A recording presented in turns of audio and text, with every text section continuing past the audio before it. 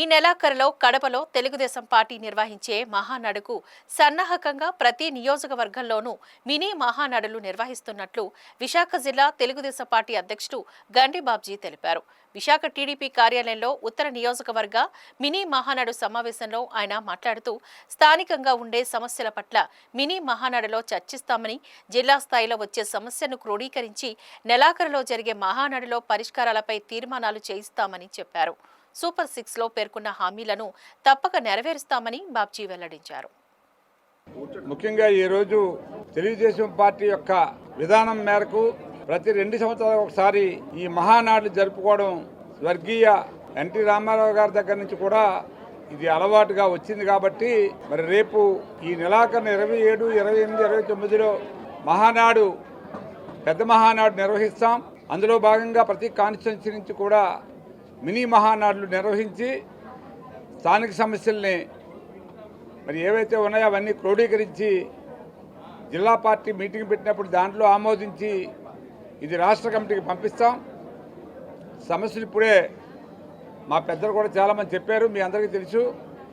Government వచ్చి కనీసం 11 నెలలు అయింది. ఇప్పటికే కొన్ని పథకాలు అమలు చేశాం. నిన్ననే ముఖ్యమంత్రి గారు ఆగస్టు 15 నుంచి ఉచిత బస్సు ప్రయాణం కూడా ఇస్తూ ఉన్నారు. సిలిండర్లు కూడా ఇచ్చేస్తూ ఉన్నారు, 3 సిలిండర్లు.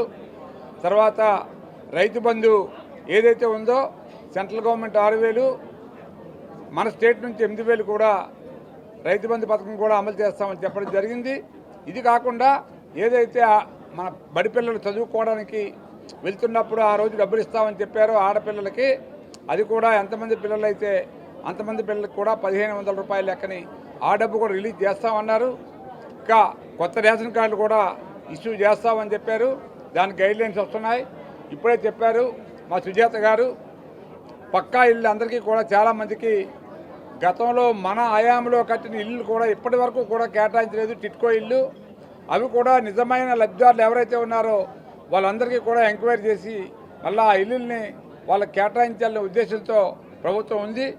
మరి ఇంకా ఎంత అవసరం అవుతుందో హౌసింగ్ రేపు మళ్ళీ అన్ని కొత్త అప్లికేషన్లు తీసుకొని స్థలం ఉన్నవారికి సుమారు 3,50,000 వరకు కూడా డబ్బు ఏర్పాటు చేసి ఇల్లు కట్టాలనే ఆలోచన కూడా ఉంది ప్రభుత్వానికి. కాబట్టి ఇవన్నీ అమలు జరగడానికి ముందుగా ఈ మహానాడులో డిస్కస్ చేసుకొని మేమందరం కూడా జిల్లాలో అలాగే రాష్ట్రంలో కూడా ఇవన్నీ కూడా పెద్దలు తెలియజేసి మా ప్రాంతాన్ని అభివృద్ధి చేయడానికి కార్యకర్తలుగా, నాయకులుగా మేమందరం కూడా కృషి చేస్తాం.